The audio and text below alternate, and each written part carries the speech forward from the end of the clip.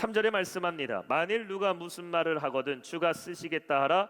그리하면 즉시 보내리라 하시니.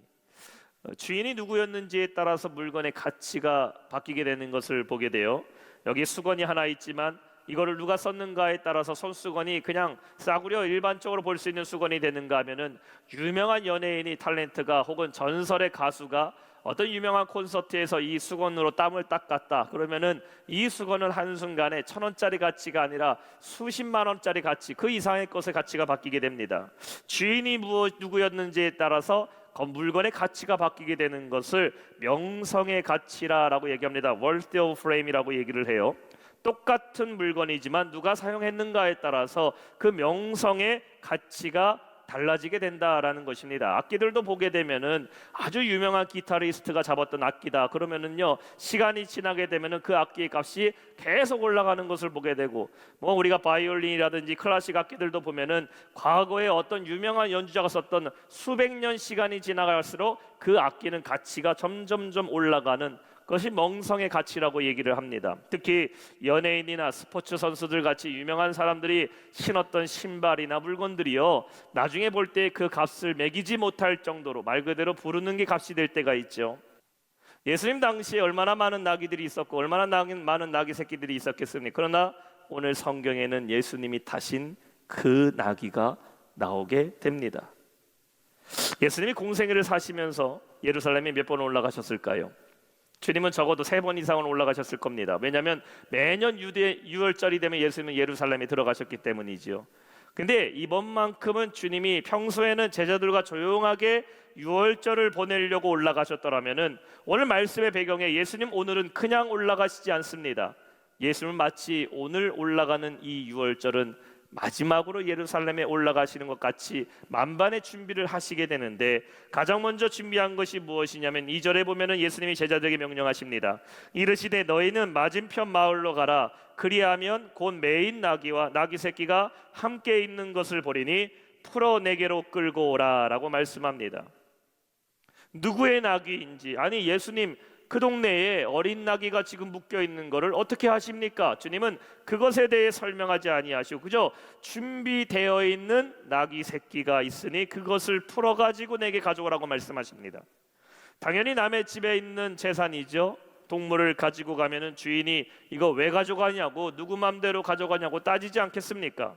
예수님은 마치 이 질문도 미리 할 것을 알고 있듯이 이어서 3절에 말씀하십니다. 만일 누가 무슨 말을 하거든 주가 쓰시겠다 하라. 그리하면 즉시 보내리라 하시니. 마태복음, 마가복음 11장에도 동일한 내용이 기록되고 있어요. 거기 좀 더 다 자세하게 말합니다. 그래서 말씀을 들었던 제자들이 실제로 가보니까 나귀가 있을까요? 없었을까요? 있었습니다. 그 나귀를 끌고 오려고 했더니 나귀 옆에 있는 주인이 말합니다. 내 나귀인데 왜 가져가시오라고 물어보니까 말씀에 얘기하고 있어요. 제자들이 예수께서 하신 말씀대로 하니, 예수님께서 뭐라고 말씀시켰습니까? 주가 쓰시겠다 하라 라고 말했더니 주인이 그것을 내어주었다고 말하고 있어요. 오늘 예수님이 누구의 집 나귀를 타셨는지, 철수네 집 나귀를 타셨는지, 영인의 집 나귀를 타셨는지 그거 중요하지 않습니다. 예수님은 무슨 색깔의 나귀를 타셨는지, 흰색 나귀를 타셨는지 갈색 나귀를 타셨는지 그걸 중요한 것이 아니라 중요한 것은 무엇입니까? 매여있던 작은 나귀 한 마리가 예수님을 위해 쓰임받았다라는 것이죠. 오늘 예수님께서 예루살렘에 입성하시는 이 장면은 성경의 공관복음, 마태, 마가, 누가, 요한복음에 다 기록되어 있어요. 동일하게 말하고 있는 문장은 그겁니다. 주가 쓰시겠다 하라. 한번 따라 봅시다. 주가 쓰시겠다 하라. 오늘 우리의 삶에 내가 얼마나 많은 능력을 갖고 있고, 내가 세상에서 얼마나 인정받고 있고, 이 사람만큼은 누가 옆에 있어도 그냥 부족함이 없는 자신감이 있는 사람이 되는 것도 중요하지만 더 중요한 것은 무엇일까? 여러분, 주님이 여러분을 쓰시겠다 하실 때에 쓰임받는 성도 되시기를 주님의 이름으로 축원합니다. 그게 중요하죠. 주님이 쓰시기에 합당한 성도, 주님이 쓰실 때에 정말 기뻐하는 성도, 주님이 나를 쓰시기를 소망하는 성도, 주님이 나와 함께 하시면 즐거워하는 성도, 이것이 우리에게 가장 큰 축복임을 믿으시기 바랍니다. 똑같은 운동하라 해도 동네 애들이 바깥에 노는 데 신는 신발하고 같은 운동하고 같은 농구하지만 프로 선수인 마이클 조던이 신는 신발은 얘랑 나랑 똑같은 신발 신었다고 똑같은 거 아닙니다. 마이클 조던이 신는 신발은 가치가 더 올라가요. 똑같은 겨울 잠바 패딩 걸쳤다고 해서 철없는 학생들이 등교할 때에 뽐내기 위해서 입는 잠바하고 저 히말리아나 알래스카에 정복하는 유명한 산악인이 똑같은 잠바 입었는데 그 잠바 입고 높은 산악고지를 정복하는 것은 가치가 틀린 겁니다. 나의 인생이 나의 모습이, 삶의 모습이 누구랑 어울려야 되는가, 누가 나를 쓰시는가에 따라서 우리의 삶이 영원한 축복의 삶을 살아가는 인생이 되는지, 아니면 그냥 이 땅에서는 최고라고 하지만 이 땅에서만 인정받는 인생이 될지가 결정된다라는 것이에요. 사랑하는 성도 여러분, 저와 여러분은 주님께 쓰임받는 인생 사시기를 주님의 이름으로 축원합니다. 디모데후서 2장 15절에는 말씀하고 있어요. 우리 한번 한 목소리 읽어볼까요? 시작. 너는 진리의 말씀을 옳게 분별하여 부끄러울 것이 없는 일꾼으로 인정된 자로 자신을 하나님 앞에 드리기를 힘쓰라. 한번 따라해봅시다. 자신을 하나님 앞에 드리기를 힘쓰자. 고백하고 있어요. 비록 보잘것없는 낙이라 할지라도 오늘 예수님이 쓰시겠다 하셨고, 그 낙이를 타신 예수님, 그 나귀의 가치는 비교할 수 없게 된 겁니다. 두 번째는 말씀을 이루려 하심이라입니다. 4절 말씀입니다. 이는 선지자를 통하여 하신 말씀을 이루려 하심이라 일렀으되. 플로이드 해밀턴이라는 신학자는 구약 성경 안에서 예수님의 성취에 대한 예언이 332개가 있다고 말합니다. 근데 사실 그 개수보다도 더 중요한 것은 구약 성경 전체는 다 이제 앞으로 오실 메시아 예수 그리스도에 대해서 창세기부터 말라기까지 예언하고 있는 것이죠. 예수님의 탄생에서 시작된 예언된 하나님의 말씀이 오늘 예수님께서 예루살렘의 나귀를 타고 들어가시는 그 입성하는 순간도 이미 말씀으로 예언하셨고, 앞으로 십자가에서 고난을 당하시고 주님이 부활하실 것까지도 예언되었다는 것입니다. 예수님이 이 땅에서 사역을 하실 때에도 주님은 그냥 갑작스럽게 그때마다 우리말로 세상말로 유두리 있게 즉흥적으로 일을 하신 것이 아니라 예수의 모든 사역은 이미 구약의 예언을 통해 나타난 사실임을 믿으시기 바랍니다. 그가 병든 자를 고치시고 가난한 자를 돌보시고 주께서 채우시고 살리신다는 것이 이미 다 성경의 구약에 예언되어 있지요. 예수님이 베들레헴에서 탄생하신다라는 것도 미가서 5장 2절에 이미 수백 년 전에 예언했어요. 베들레헴 에브라다야, 너는 유다 족속 중에 작을지라도 이스라엘을 다스릴 자가 내게서 나올 것이라. 이미 그 미가서의 말씀은 베들레헴을 예언하고 있죠. 그래서 예수님이 탄생하셨을 때에도 동방마사들이 찾아옵니다. 왕이 어디서 나셨습니까? 그러자 그 이스라엘 온 땅이 소동이 일어나게 되죠. 그때에 헤롯이 어떻게 합니까? 율법학자들을 불러서 야야야, 메시아가 나타났다는데 어디서 나타난다고 얘기합니까? 그때 율법학자들이 말합니다. 베들레헴에서 탄생하신다고 말하더이다. 문제를 만나니까 답이 어디 있는지 모르지만 이미 답은 구약에 예언되어 있었다라는 것이에요. 예수님이 말씀대로 행하시고 말씀대로 이루시며 살았다면 우리도 마찬가지입니다. 우리도 하나님의 말씀대로 살아가고 하나님의 말씀대로 이루어지기를 믿고 살아갈 때에 그 놀라운 능력이 우리 가운데 역사됨을 믿으시기 바랍니다. 하나님의 말씀대로 살아간다라는 것은 무엇을 말하고 있어요? 하나님의 말씀을 의지하고 살아간다라는 것이에요. 내가 무엇을 결정하고 선택하고 시작할 때에 나의 뜻과 나의 계획이 아니라 하나님께 뜻을 구하고 내가 기도하면서 하나님의 말씀을 의지하며 살아야 된다라는 것이에요. 성경에 말하고 있잖아요. 사람이 길을 계획할지라도 걸음을 인도하시는 분이 누구시다? 하나님이시다. 내가 아무리 계획을 한다 할지라도 하나님이 인도하시는 대로 우리는 살아가야 됨을 믿으시기 바랍니다. 오늘 오전에 스가랴 선지자가 무엇을 예언했어요? 예수님은 겸손하여 나귀를 타고 멍에를 매는 짐승 새끼를 탔도다라고 예언하고 있어요. 예수님은 하나님의 말씀에 순종하십니다. 하나님의 말씀에 순종하신 예수님이 어떤 분이시라고요? 겸손하신 분이래요. 멍에를 매는 짐승과 같이 예수님은 우리를 위해 멍에를 매셨죠. 십자가를 지셨어요. 예수님은 말씀대로 사셨고 말씀을 이루어가는 삶을 사셨다라는 것이에요. 오늘을 살아가는 여러분의 삶의 기준이 무엇입니까? 여러분 무엇을 따라 살아가세요? 무엇을 기준으로 살아가십니까? 세상 사람들은 다 살아갈 때에 나름대로의 기준들이 있더라고요. 기준들이 있어요. 어떤 사람은 돈을 따라가는 사람이 있어요. 돈 쫓아갑니다. 어떤 사람은 인생의 성공을 따라 살아가요. 내가 언제까지 뭘 성공하고 언제까지 내가 뭘 이루고 성공 따라가요. 어떤 사람은 사람들과의 관계를 따라가는 사람이 있어요. 그래서 이 사람 한 달 스케줄을 보게 되면 다 만나는 일정이에요. 요 날은 누구 만나고 이 날은 누구 만나고 이 날은 누구 챙기고 이 날은 누구 챙기고 사람의 관계를 따라 살아가요. 어떤 사람은 시대의 흐름과 민감하게 그냥 유행 따라 살아가는 사람도 있어요. 아주 이런 사람들은 시대를 해박하게 잘 알죠. 목사님, 요즘엔 이게 유행합니다. 요즘엔 이게 아주 대박이래요. 요즘엔 사람들이 이거가 아주 여기에 투자한대요. 유행 따라 살아가는 사람이 있어요. 근데 우리 믿음의 성도들은 무엇을 따라 살아야 될까? 우리는 하나님 말씀 따라 살아야 될 줄 믿습니다. 그래서 우리가 시간을 말할 때에 크로노스와 카이로스라고 얘기하잖아요. 헬라어로.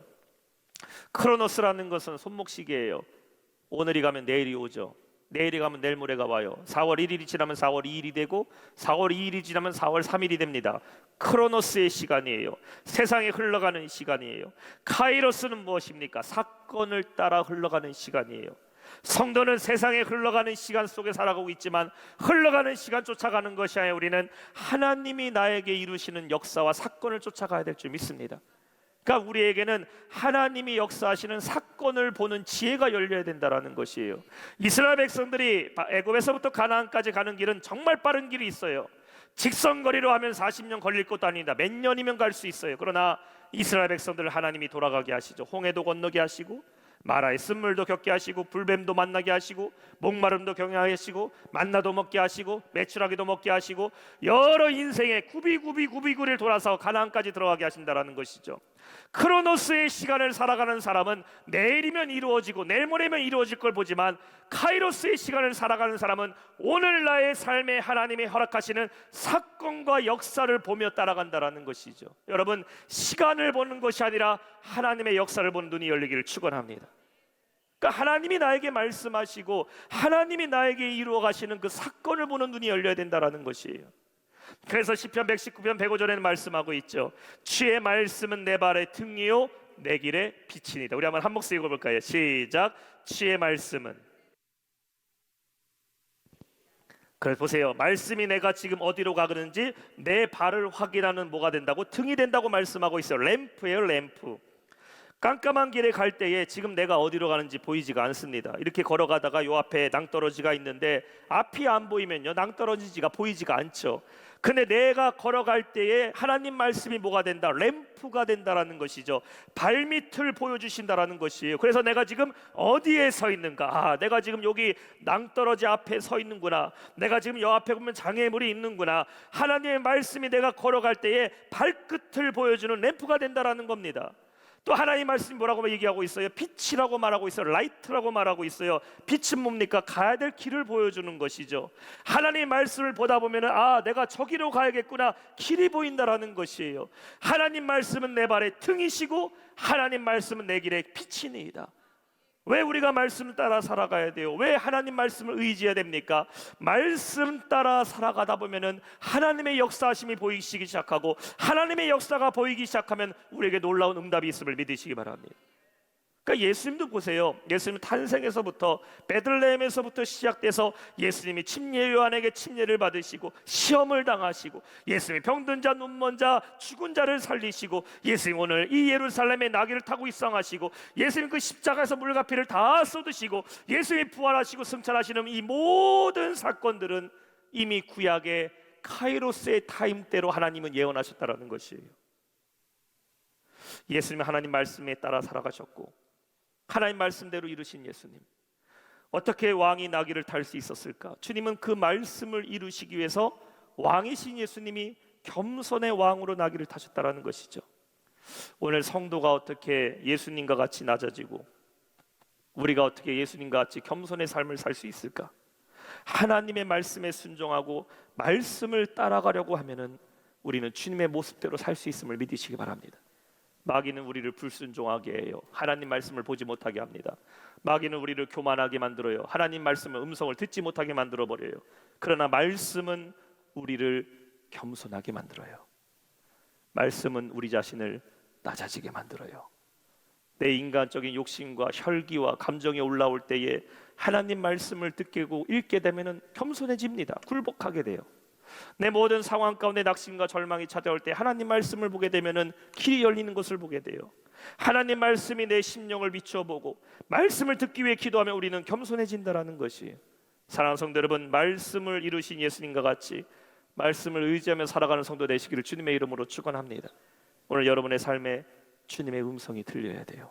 어떻게 들을 수 있을까? 우리는 기도를 통해 하나님 말씀을 듣는 거죠. 내가 예배당에 나와서, 성전에 나와서 기도할 때 하나님 음성 듣게 되고, 내가 때로는 집에서 골방 안에 들어가 기도할 때 하나님 음성 듣는 것이고, 여러분 직장과 일터에서 내가 기도할 때 하나님 음성 듣는 것이고, 때로는 내가 운전을 하면서 출퇴근할 때 그곳에서 기도할 때 하나님의 음성을 들어야 될 줄 믿습니다. 예배를 통해 하나님 말씀을 듣는 거예요. 오늘 말씀을 통해서 찬양 가운데, 기도 가운데 하나님 나에게 주신 말씀을 듣게 돼요. 또한 우리는 가장 정확하게 어떻게 됩니까? 성경을 볼 때에 하나님 말씀이 들리는 거죠. 이 말씀을 읽다 보면은 오늘 나에게 주신 말씀이 있구나, 하나님께서 우리에게 말씀하심을 듣게 되는 겁니다. 말씀을 이루신 예수님과 같이 우리도 하나님 말씀에 순종하여 하나님이 역사하시는 이 카이로스의 삶을 살아가는 우리 모두 성도 되시길 주님의 이름으로 축원합니다. 마지막 세 번째, 온 성이 소동하였더라입니다. 우리 9절 말씀을 한번 한 목소리로 봉독합니다. 시작. 앞에서가 찬송하리로다. 주의 이름으로 오신 이여 가장 높은 곳에서 호산나 하더라. 아멘. 나귀를 타신 예수님이 예루살렘에 입성하시게 되니 온 성이 소동하게 됩니다. 수많은 사람들이 나와서 자신의 겉옷을 벗고 예수님의 길에 깔고, 또 종려나무가지를 흔들면서 예수님을 환영하게 됩니다. 소리를 높여 외치게 되는데 그들이 뭐라고 얘기합니까? 호산나 다윗의 자손이여 찬송하리로다. 우리 한번 외쳐볼까요? 호산나. 한 번 더 외쳤어. 호산나. 자, 호산나라는 말은 지금 우리를 구원하소서, Save us now라는 의미를 갖고 있어요. 히브리어입니다. 호산나, 우리를 구원하소서. 호산나는 누구에게 외칠 수 있는 말입니까? 자신을 구원할 수 있는 왕에게만 외칠 수 있는 말이에요. 집에 있는 아버지에게 호산나라 하지 않습니다. 옆집 사는 아저씨한테 호산나라고 하지 않아요. 호산나는 나를 구원하실 메시아에게만 올릴 수 있는 말입니다. 그래서 그들은요, 로마 사람들은 이해하지 못한 언어죠. 히브리 말로 말하는 것이에요. 호산나 다윗의 자손은 로마의 시저를 얘기하는 게 아닙니다. 로마의 백부장이나 천부장, 장군들 말하는 게 아니에요. 오직 예수님만이 우리를 구원하실 분이라는 것입니다. 이 순간만큼은 이스라엘 백성들은 자신들을 구원할 자가 누구에게 있음을 고백하고 있어요. 바로 메시아 예수 그리스도에게 구원이 있다라는 것을 외치는 겁니다. 그렇다면 그들은 누구에게서부터 구원해달라는 말일까요? 아마 대부분의 유대인들은 지금 로마의 핍박을 받고 있기 때문에 메시아여 우리를 이 로마에서부터 호산나, 지금 구원하소서라고 외치는 사람들이 있을 것이고, 또 다른 부류의 사람들은 지금 삶 가운데, 고통 가운데 있는 사람들도 있을 겁니다. 예수님에 대해 소식을 들었겠지요. 예수님 병든 자를 고치시고, 아픈 자를 살리시고, 눈먼 자 눈뜨게 하시고, 장애를 가진 자 장애를 고치시고, 죽은 자도 살리신 예수님이라는 것을 들었기 때문에 지금 예수님께 호산나, 예수님 내가 삶에 처한 이 문제를 해결하여 주옵소서. 병든 자들, 질병의 문제, 물질의 문제, 때로는 과부와 고아들, 이 모든 문제를 해결하신 능력의 주님께 주여 나를 지금 구원해달라고 호산나라고 외쳤다라는 것이죠. 이들이 외치는 소리로 온 성이 어떻게 됐다? 소동이 일어났다라고 성경은 말하고 있어요. 원어를 보게 되니까 세이오라는 말로 기록하고 있어요. 영어로는 stirred up이라는 얘기입니다. 이 뜻이 지진이 일어나다, 요동치다라는 것이 요동치다. 간절하게 메시아를 기다리는 사람들이 낙타를 타고 오신 왕 예수님을 보게 되니까 그들의 마음이 움직이기 시작해요. 외치기 시작합니다. 사실 예수님이 타고 오셨던 나귀는 더 이상 보이지가 않죠. 누구만 보입니까? 그 위에 타고 계신 메시아 예수님만 보였다라는 것이에요. 주님이 무엇을 타고 오셨는지는 중요하지 않아요. 누가 지금 이들의 삶에 찾아왔는지가 중요합니다.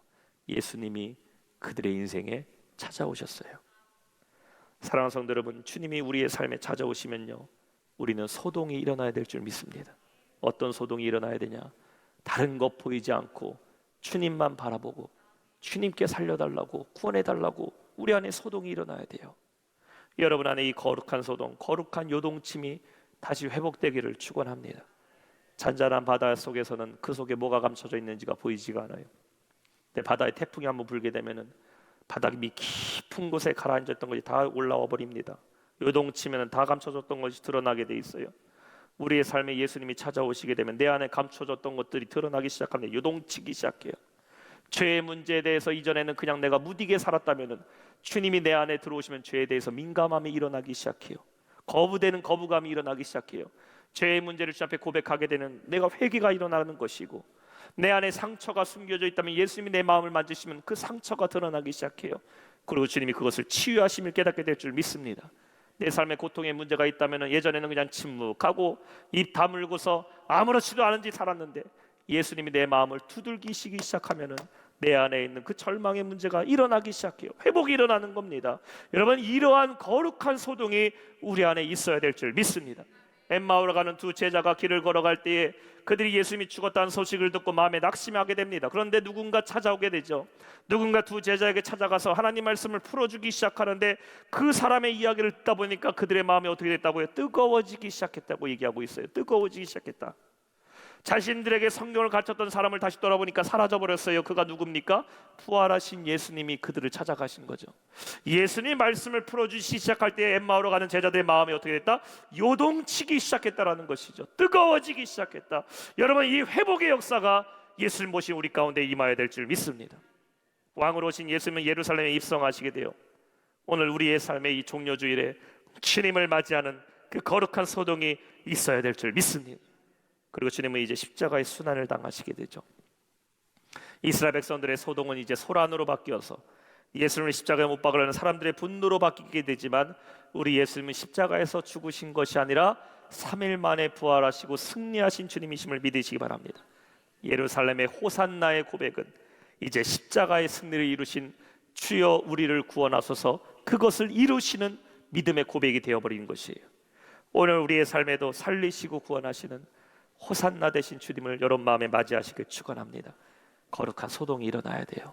하나님 내 안에 영적 각성이 일어나게 해주시고, 기도도 회복되게 해주시고, 회개도 회복되게 해주시고, 믿음 없는 자들이 믿음이 회복되게 하여 주셔서 그 거룩한 소동으로 말미암아 다시 일어나고 회복되는 역사가 여러분 이번 고난주간 가운데, 오늘 예배 가운데 임할 줄로 믿습니다. 말씀을 맺겠습니다. 예수님은 나귀를 타신 왕으로 예루살렘에 입성하시게 돼요. 나귀와 왕은 어울리지 않는 모습입니다. 이 모습은 마치 죄인인 우리를 위하여 왕이신 예수님이 십자가를 달리셨던 것과 비슷합니다. 이해할 수 없어요. 그러나 반드시 이루시고자 하는 하나님의 약속입니다. 오늘 예수님 나귀를 부르실 때 뭐라고 말씀하십니까? 주가 쓰시겠다 하라라고 말씀하고 있어요. 오늘 여러분의 삶에 찾아오신 예수님 목적이 있어요. 나를 쓰시기 원하십니다. 우리는 그냥 구원받은 사람들이 아니에요. 주님이 여러분을 쓰시기 위해서 여러분을 택하셨고 구원하셨음을 믿으시기 바랍니다. 이제 내 삶은 내 것이 아니라 주님의 것이라는 것을 고백하는 것, 예수님 말씀하고 계십니다. 우리 예수님께 여러분의 삶을 맡기세요.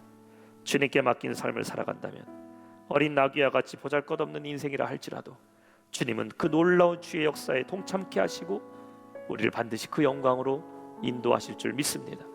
또한 우리 예수님 말씀을 이루시기 위해서 나귀를 타신 왕이 되셨습니다. 나귀를 타심으로 인해 그분은 겸손의 왕이라는 것을 보여주시고, 나귀가 멍에를 매듯이 우리 예수님이 십자가 우리의 죄의 멍에를 메고 주실 주님이시라는 것을 보여주고 계셔요. 오늘 여러분의 삶에 보여지는 것이 아유 목사님 내가 살아보니까 내 뜻과 내가 원하는 대로 다 이루어졌습니다가 보여지는 것이 아니라, 내가 살아가다 보니까 하나님의 뜻과 하나님이 이루시는 것을 내가 보게 됐다라고, 우리의 삶에 하나님 말씀이 이루어지는 것을 나타내는 삶을 살아가는 성도가 되시길 주님의 이름으로 축원합니다. 그렇게 하기 위해서 기도하는 거예요. 그렇게 하기 위해서 말씀을 붙잡는 겁니다. 그렇게 하기 위해서 예배하는 거예요. 하나님 오늘 나에게 말씀하여 주옵소서. 하나님 오늘 내 삶에 그 말씀을 이루어 주옵소서. 내 시작은 미약하였으나 내 나중은 창대하리라. 하나님 그 말씀이 내 삶에 이루어지게 하여 주옵소서. 여러분 말씀 삶 가운데 하나님의 말씀이 이루어진 역사가 나타날 줄 믿습니다. 그리고 주님으로 인해 내 마음이 소동쳐야 돼요. 일어나야 돼요. 잠자던 심령이 깨어나야 되고, 낙심한 마음이 회복돼야 되고, 냉랭한 마음이 있다면 하나님 내 안에 기도가 회복되게 하여 주옵소서. 눈물이 회복되게 하여 주옵소서. 삶의 문제가 풀어지는 역사가 일어날 줄 믿습니다. 호산나 주여 우리를 구원하소서. 그 호산나의 주의 이름을 외칠 때에 지금도 구원하시고 살리시는 주님을 경험할 줄 믿습니다. 이 믿음으로 주님과 함께 살아가는 우리 모든 성도 되시기를 주님의 이름으로 축원합니다.